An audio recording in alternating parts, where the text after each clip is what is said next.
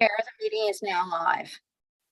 Thank you, Andrea. So I'd like to welcome everyone to the Board of Police Commissioners meeting for July 12th, 2023. We call this meeting to order. At this point, I'd like to acknowledge that Halifax Regional Municipality is located in Mi'kma'ki, the ancestral and traditional lands of the Mi'kmaq people.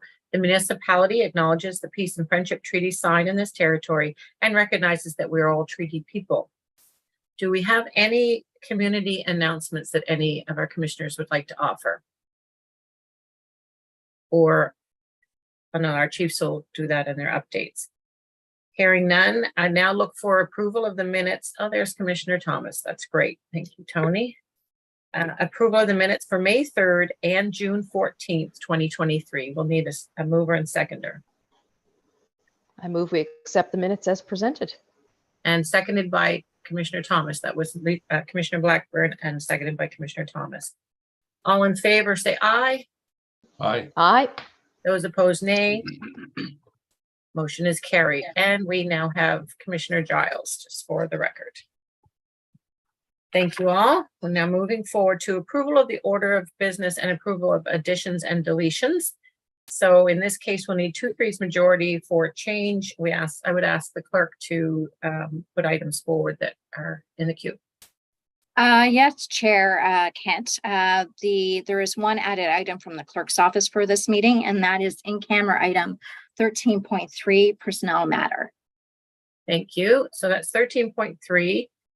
I would also ask if we could have a commissioner consider moving that in camera 13.2 and 13.3 be moved to further up in the agenda immediately after number 6. We have 2 commissioners who have to leave sharply at 7 and one at 6:30. These 2 items require really everyone to be in attendance. You're all good to be here today. So we'd like to get those under a belt. So if someone could move those as well. So we need an approval for a motion to approve the agenda as we're considered.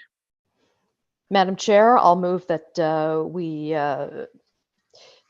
move the in-camera portion to after number 6 on our agenda, and then suggest that we move the order of business as amended. Oh, so, I'm sorry. I should, before we go to the next, for a second of that, I neglected to also ask for a deferral of item 10.2.3 to a future meeting.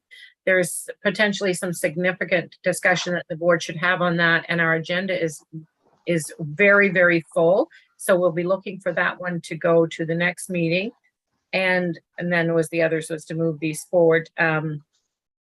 And we were looking at 10.21, 10.24, and 10.25 to be after 10.42. The reason is, again, the agenda is very long and we expect there to be some considerable debate. 10.21, 24, and 25 are information items only and does not require a recommendation consideration. So that gives us more flexibility to really work our way through the agenda. And then if something is held over, then it's not as timely. So I'm not sure how we want to, that's a lot for one counselor to, or one commissioner to remember, Andrea. So can I review it and then we ask that someone move that just so we're all in agreement? Yes, Chair. Now I'll put what we're looking for in the chat as well. Oh, even better. So we're looking for a change in the agenda, adding item 13.2 personnel matter, moving in camera 13.2 and 13.3 to after item 6, deferring item 10.2.3 to a future meeting, and moving items 10.2.1, 10.2.4, and 10.2.5 to after 10.4.2.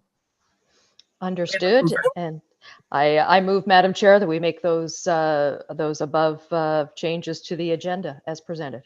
Thank you. Is there a seconder? Commissioner Giles, thank you.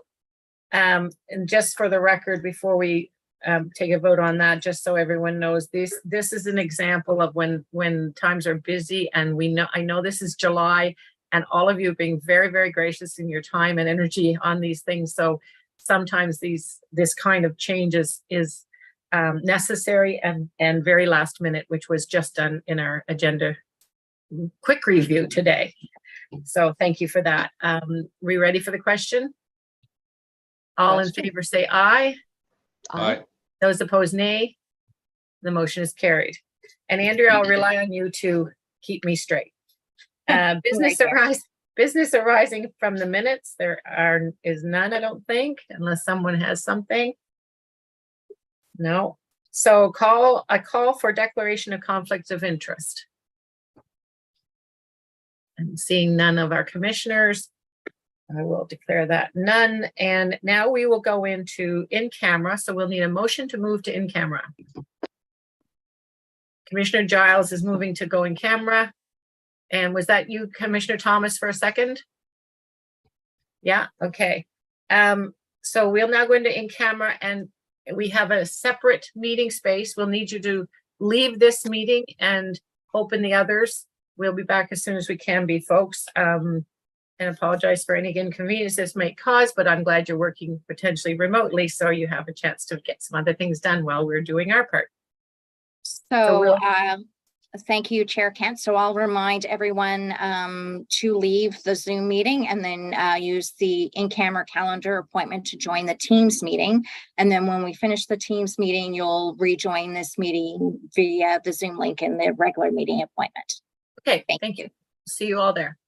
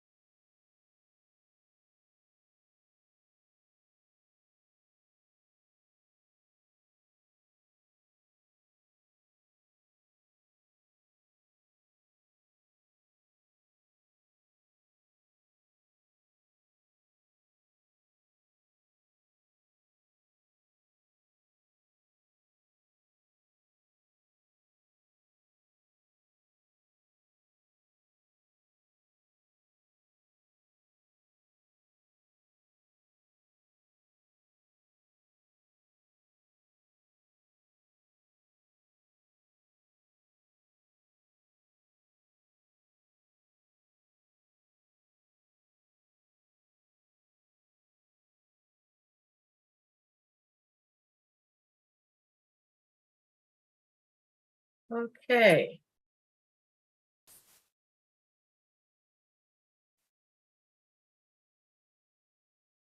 Harry, did you make a list of the deferral items that you want to defer and maybe put them in the chat?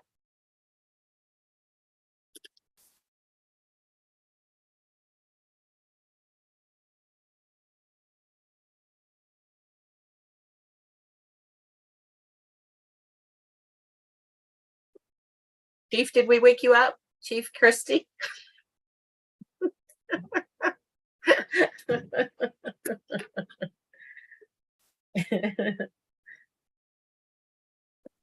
Chair Kent, we Yes. have quorum, but Okay. we're still waiting for Commissioners Giles to rejoin. I do believe that Commissioners Thomas and Akinjuju had commitments and they had to leave at 7. Yes, that's correct. I also have to leave, but I'm going to usher in getting the agenda organized.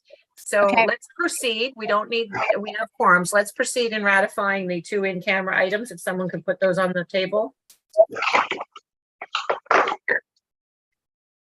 Before we do that, can you just confirm they can hear, excuse me, that you can hear me? Yes, we're good. Okay, thank Josh, you. was you, Josh? Chair, Yeah. I'll ratify, I'll put the motion forward to ratify the in-camera items. Okay, 13.2, you want to do that one first?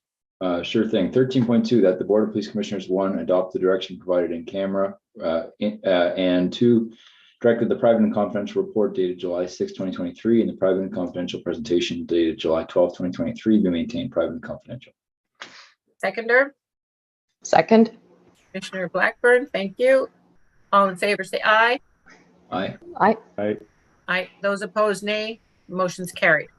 Chair And- Kent will also need to ratify the in-camera minutes in public as well, please. Okay, thank you. We're gonna, let's go back to that one. Lisa, you want to put that on?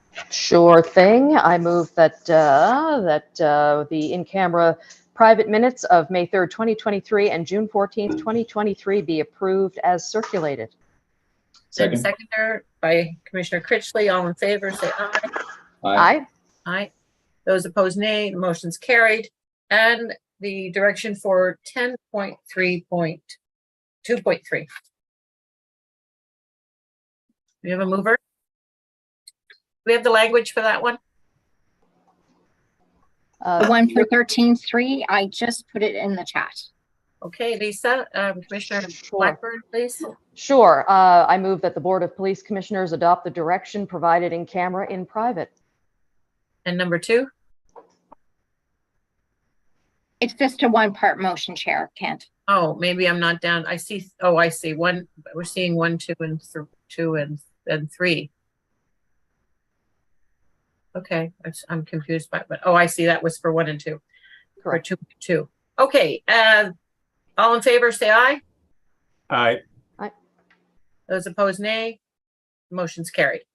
All right, so now we need to revisit our agenda. We are scheduled to 7:30, and it is highly likely that we will not meet that target. We can either just discuss right now the option of extending, or we can proceed with, I believe, Commissioner Critchley is going to put a motion on the floor to defer a few things. We should consider that, and then it might be helpful, I think, to proceed in a way that allows for our guest of Sunny Mariner on that motion, on that particular item, to proceed, get that, because that one was deferred to another future meeting, and we're here now. And then if you have to extend, we can extend then. And Commissioner Critchley is going to take the chair in a few minutes. Okay, Commissioner Critchley, you want to put that motion on the floor to defer? Yeah, thank you, Chair. I'll move to defer item 10.2.1, 10.2.3, 10.2.4, 10.2.5, and 10.4.2. And I'll just mention that I'm open to further additions or amendments from other commissioners.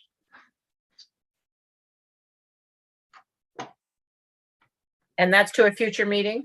Yes, please. And do we have a seconder?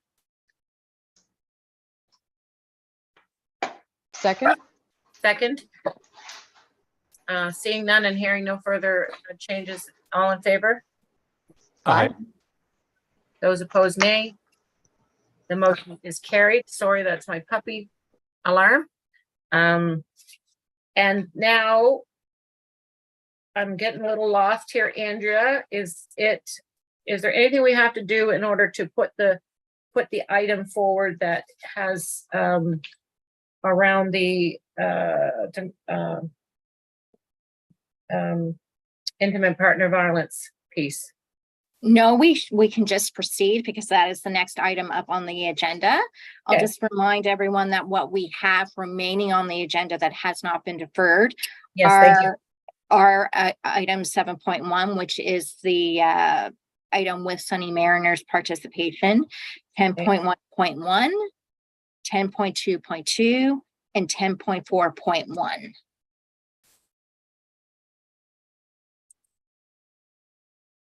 Okay, so 4 items, you've got half an hour. I'm going to have to leave now. Anything further that I need to be aware of, let me know. And Harry, will you take the chair? Oh, yeah, happy to, Chair Kent. Yeah. And we still have quorum, so don't anybody else leave. Thanks, folks. Thank you for your hard work today. Okay, take care. Okay, so I understand we're going to move on to item 7.1, update on options for implementation of the VACR model. I know there was a staff report provided. Thank you so much to Superintendent McDonald for that. Can I confirm Sunny Mariner I see Sunny is on the call as well?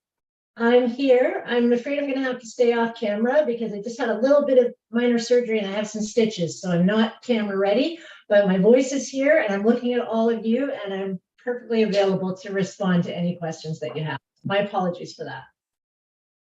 Right, so I guess I'd first look to maybe the chief and if Superintendent McDonald is here, if there's any comments. I know there's not a presentation, chief, but if there's any comments, like framing comments that the superintendent wants to provide before I go to questions, that would be much appreciated. Sure, thank you, Chair, appreciate it. And it's Superintendent Andrew Matthews here with me today. And I'm going to turn it over to him in a second. I just wanted to make a couple quick comments. First of all, Sunny, thank you for coming and your continued participation in this. We look forward to our continued dialogue. So I'll turn it over to the superintendent just to give a couple quick highlights. Just a reminder that, you know, this is an interim report. There are certain things that still have to be worked out on you know, where we go and how we do it. We have had dialogue with our partners at the RCMP, and Andrew can speak a little bit to that as well. And look forward to whatever questions the board might have. So I'll just turn it over to Andrew to make a couple quick comments, and then I think back to you, Chair, for potential questions. Hi, everybody. Thank you very much. My name's Superintendent Andrew Matthews. I'm in charge of the Integrated Criminal Investigative Division. And by such, I have had the pleasure of working with Sunny Mariner in trying to get the advocate case review up and running in our building. So one of the main considerations that we have to look at when we are implementing this type of a project is how it interacts with what we are currently doing and how we can integrate it without being without disrupting business and without having a negative impact. So I've had lots of conversation with Sunny over the last few months. She's been very patient with me and answering all the questions that I have. One of the biggest things that I have come to realize from my conversation with Sunny is the difference between advocate case review, which is what Sunny practices, and like case collaboration, which is a different version of what Sunny does, where it's more of a collaborative case review. A group of people would look over one case file, dissect it, look at what we can do better, apply best practices, and come to conclusions that way. What Ms. Mariner is proposing is integrated SAIT. Now we have around 300 or so SAIT files that will come in that would trigger this type of a review. Of those files that are closed without charges being laid, they would get picked up and they would be open for the advocate case review. through Ms. Mariner's program. So what would happen there? You would have one person, one highly trained person would be reviewing one file, and they would make recommendations, and that recommendation would end up populating a spreadsheet. Every quarter this would be done. So I would get reports from the Africa Case Review team, basically saying what we could do better, what went well. And the differentiation between the two has more so to do with the group collaborative effort is very good for amending policy and helping us guide and direct the way we do things in the future. What Ms. Mariner is proposing has more impact on the individual survivor who's reporting the incident to police in the first place, because they get that specialized attention to their file, where the other one, I think I may have failed to mention, but the other version with the collaborative effort has more to do with a sample size of our SAFE files, and not every individual sample size or every individual file that gets reviewed. So very, very thorough review that Ms. Mariner is proposing. My job at this point now is to try and look at it and see how we can integrate it into our business now. Thank you, Superintendent. My apologies for mixing up your name. I'll look to commissioners for questions, whether those are questions for the superintendent or Ms. Mariner is also present.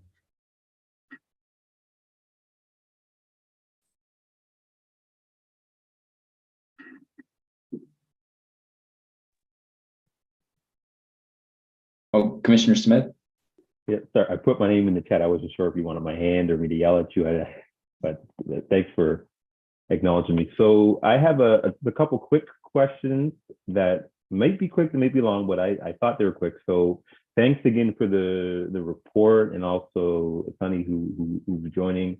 I don't even remember how long ago we started this conversation. It feels like forever, but I'm happy that we're here at this point today. So my question is related to two things. One is understanding the VACR model a little bit more. So again, thanks in the report. It describes it directly from the website, and this might be my memory not serving me well. So maybe Sunny, you can help me with this one. So my understanding was that you would receive files from HRP. I'll just use HRP because we're here. And those files would be then reviewed by a team that works directly with, I guess, your organization, or from what it says in the report, a team that is within the local sexual assault support center advocate. So the disconnect that I don't understand is I thought that you would stand up a team, maybe some local folks, but also some folks that are working with you in other places, and that would help support that work, not just folks, local people on the ground, which is fine. I just didn't understand that. The other piece, maybe for superintendent or inspector, sorry, I always get the two confused.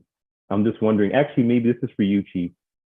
Would it be better if we gave you direction on which option we would prefer as the commission you to pursue?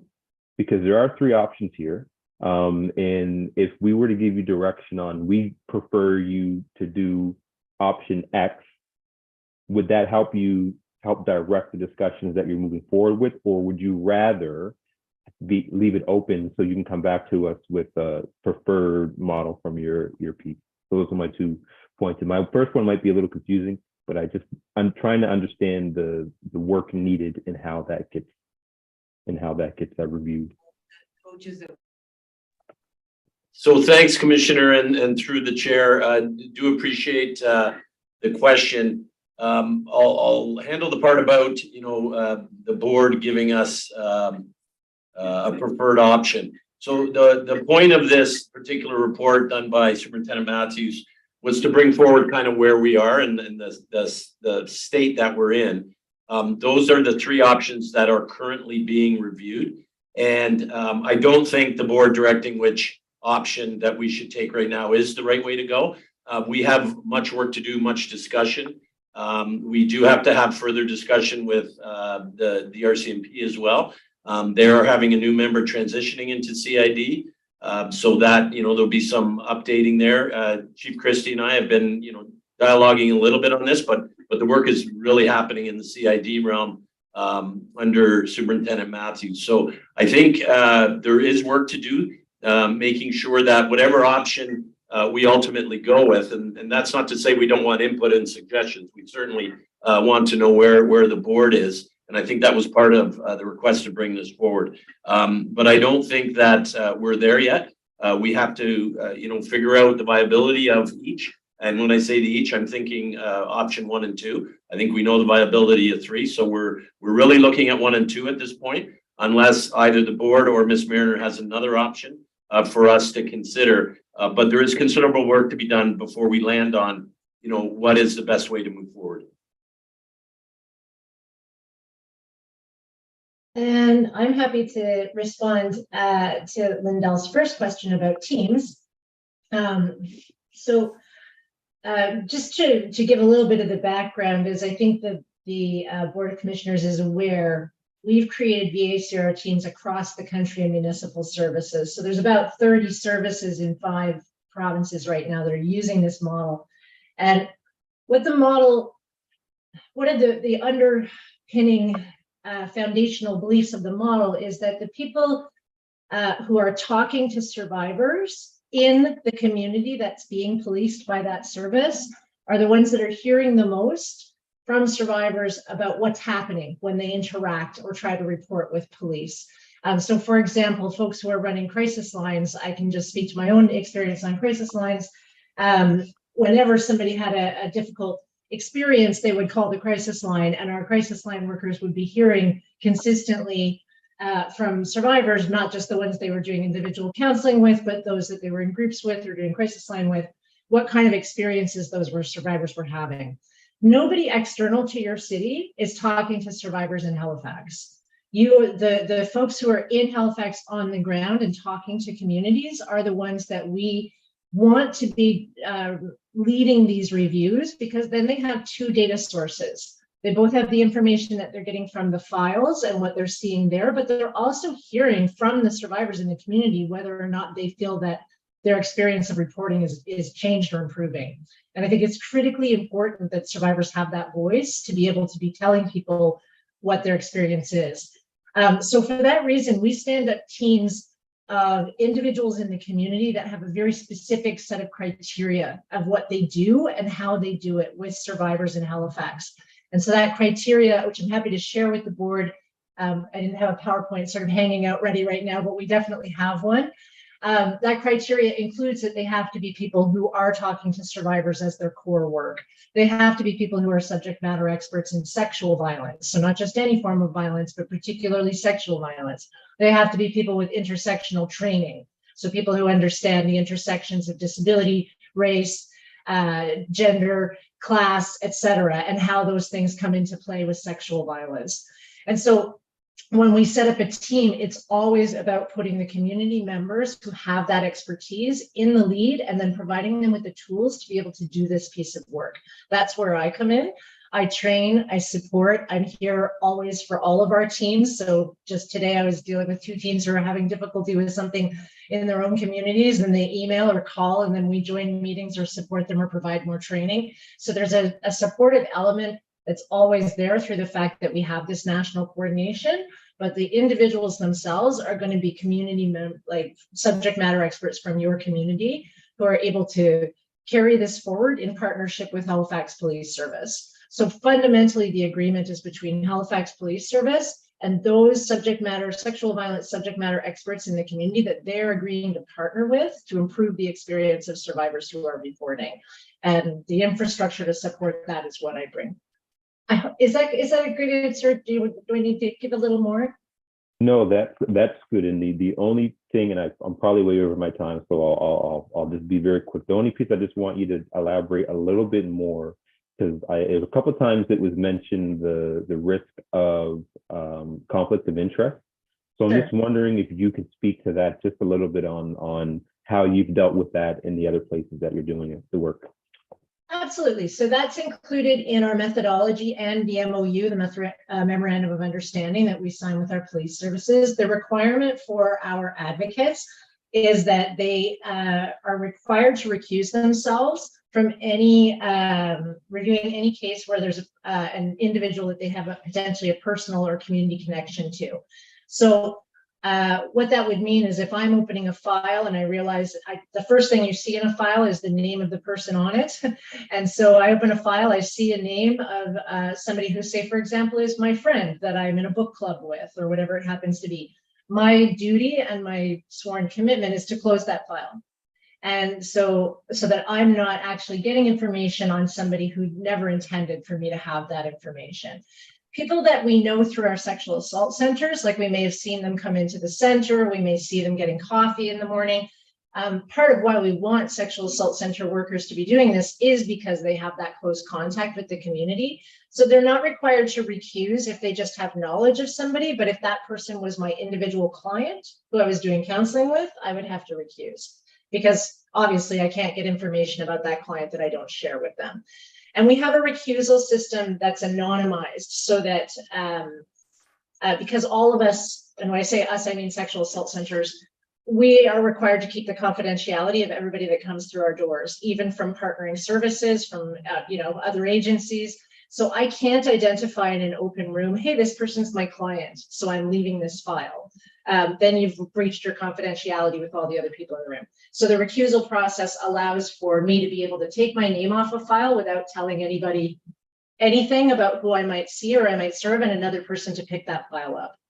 So we do that everywhere, and so far it's worked out really well. The only time that we struggle a little bit is when we're dealing with really small towns, or sometimes when we're working with Indigenous reserves, we have to do some work to actually try to create some distance. But in a city Halifax's size, we're good. Okay, thank you, Sunny. Just in the interest of time, Commissioner Blackburn, I saw you had a question. Yeah, just quickly, you've mentioned a couple of times your partner agencies, but I haven't heard RCMP. Do you? So is RCMP going to be a signatory to this VACR? So RCMP uses a different model. So there's two models, and I think that's what the inspector was referencing.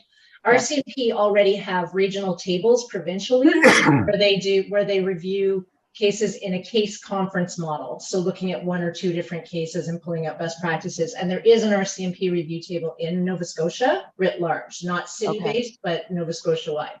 Okay. Thank you, The Sunny. VACR model is municipal. Sorry, Harry. Perfect. No problem at all. If there's any further comment that the Chief Superintendent wants to have on that point, I'm not sure who you were hoping to get an answer from in respect to that question, Commissioner Blackburn. No, I'm good. That's yeah, perfect. Oh, I see the Chief Superintendent has his hand up, so I'll defer to him. Thank you, Commissioners. Ms. Mariner, I met you several years ago in the Northwest Territories when you were up in 2019. Oh, just for context, Commissioner, through the chair to you, the bottom line is there are the committees that Ms. Mariner refers to functioning for Southwest and Northeast Nova, but Halifax files are not being looked at, RCMP Halifax files.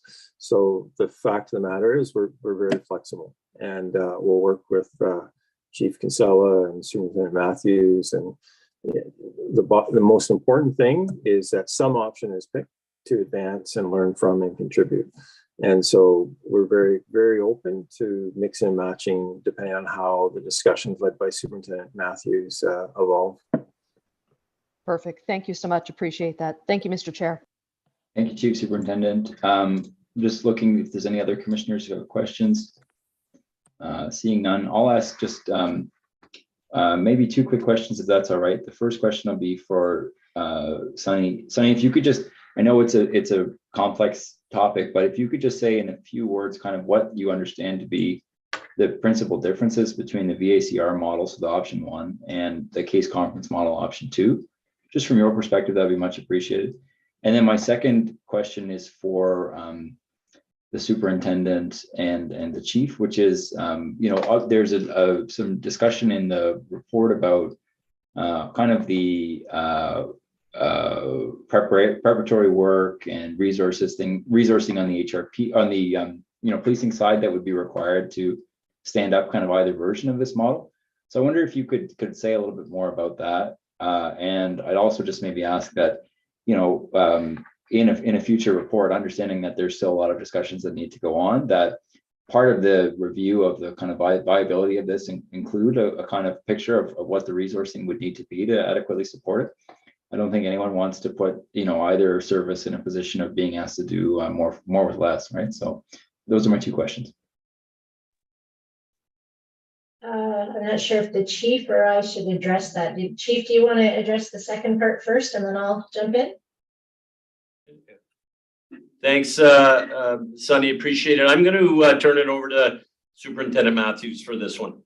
So as far as resourcing goes, we have to, that's one of the important things we have to look into. And I think through Ms. Mariner, checking to see what other like-size agencies, what they're doing, what stumbling blocks they're running into, what resourcing pressures they run into. I know that our people that are investigating state these offenses now are quite busy.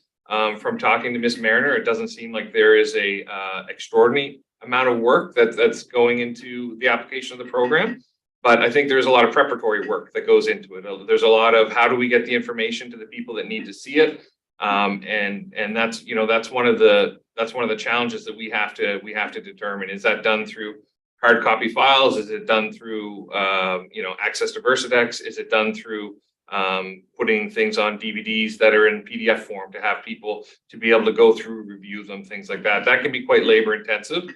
And right now, I would have to find, a way to make that work. And I think through talking with Ms. Mariner and reaching out to some other agencies, we can see what the best practices are out there. And to Commissioner Critchley's point, or Chair Critchley for tonight, I think also we want to make sure, as with everything coming up, and the commissioner said it, we will need doing more with less was kind of the mention. We will need the appropriate resources in place, but we want to make sure we have an informed position when we bring that resource ask back to make sure that we can deliver on wherever we land on the program. Thank you, Chief. And I'll just turn over to Sunny for the first part of the question. That's right. Thank you. I think it's funny that you said in a very few words, because you know me well enough to know that I can go on and on about this. So I'll do my best, but if I don't manage all of it, please feel free to follow up with me with questions. In essence, the main differences between option 1 and option 2 is option 1 is an operational change, and option 2 is kind of a best practices input. So option 1, we have a report, the investigation, the clearance of the file, and a review of the file. It becomes a new quality assurance kind of mechanism to ensure that every single file is seen by somebody that has subject matter expertise before that file is kind of closed. And the idea is to try to create additional eyes on for survivors that creates a bit of fills a bit of a gap between when their case is closed and when some survivors might feel like they need to file a complaint or take those additional steps. What's there in between? And that's a big part of what VACR is to try to create that quality assurance and oversight for each file that did not proceed to charge. The second option is much more like a case conference table where it's multidisciplinary. You bring in different partners with different views, and they can give you some recommendations on possible best practices. You could do that once a year and then come back a year later and kind of check in and see how it's going. That it's a really different kind of high-level non-operational model. So it doesn't do anything for the individual case that's going through reporting right now. It's more of a recommendations-based approach. VACR, the thing that I like about it, or I like several things about it, but it both creates that safety net for the individual survivor who's reporting tomorrow, where it's the safety net for their case tomorrow. That's part of what it is. But it's also there to see larger recommendations, best practices, and policy changes that might be needed. So you kind of get two kicks at the can with the first kind of mechanism. Okay, I appreciate that, Sunny.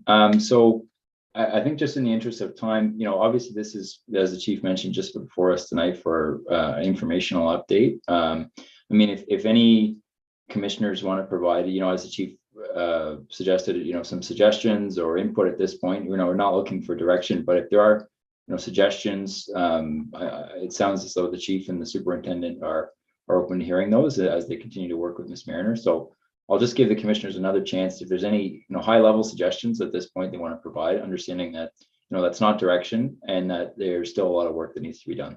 So I see Commissioner Smith has his hand up, so I'll let him just speak very briefly if that's all right. Yeah, super fast. So personally, I would love for option 1 to be more discussed rather than the other option 2. So that would be my personal opinion, if that could be the one that we focused on through some of the reasons that we heard in early discussions and some of the reasons that Ms. Mariner mentioned now. But also, I really lost my train of thought. Thanks, Cyrus. I really want to remember what I was going to say, but I can't. So I'll just leave it there. So timeline. So I don't remember in the original motion to have these discussions if there's a timeline attached. So, because we've been so long since that original motion, I'm just wondering if we can put a timeline, because this is a very important a matter, and we've talked about it many times at the commission. So I'm just wondering if we could give some direction, and that, kind of makes everyone involved, including us as the commission, be accountable to that. So I don't know what that timeline is, and maybe I'll look at the vice chair and our other commissioners that are here. If we say we want to do this within, end of fall, early fall, but I would think a timeline would be beneficial, so we just make sure it doesn't get lost in the shuffle. Okay, thank you, Commissioner Smith. I'll just look to other commissioners for suggestions. And then maybe when we can broach that issue of a timeline in some concrete direction then. So I can't see Commissioner Giles, but I can't see Commissioner, do you have your hand up? I don't. No? Okay, thank you. Just wanted to let you know I'm still here. Okay, thank you, sir. And just Commissioner Blackburn, any suggestions there or?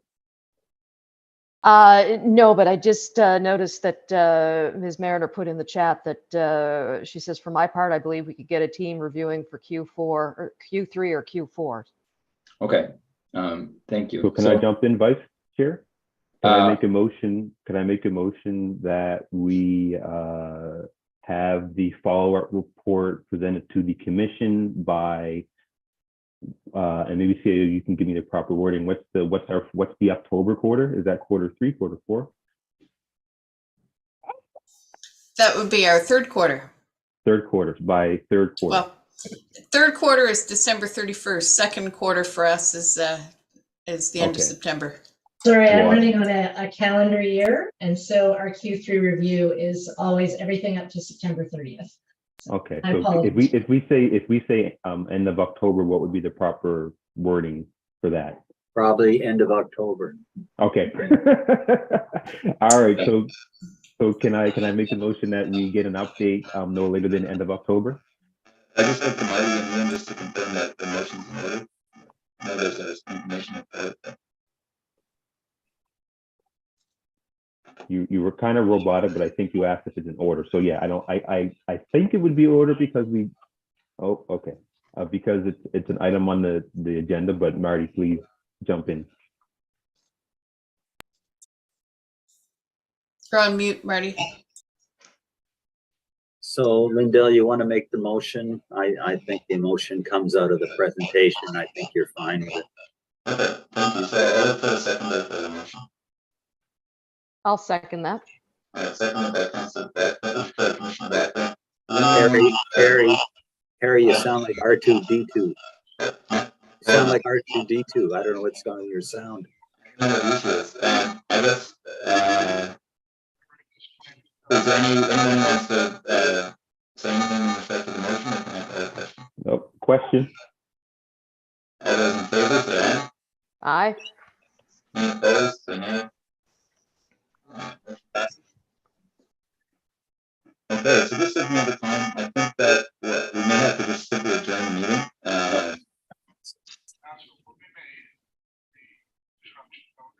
Marty, do we need another motion to defer the other items? Is it just me or is? No, we can't hear, I can't hear Harry. Yeah. Harry, Yeah. you're sound like you're robotic. Yeah. So Vice Chair Critchley, if you can indicate in the chat the direction that you wish to proceed with, please. Could I request that we defer all other items and adjourn the meeting? Yes, we can do that if the chair wants to indicate that he wishes to adjourn after the deferral, and that is what he's indicating in the chat. So Okay. Commissioner Smith, if you can move those deferrals, please. Yeah, move the deferral of all remaining items. And Commissioner Smith has 2 votes there, I see. Yeah, I do. I got 2 votes. Sorry, was that Commissioner Giles that seconded? Yes. Thank you. And move to adjourn? We'll need to have a vote on the deferral. Oh, sorry. please. Deferral, yes. All in favor? Aye.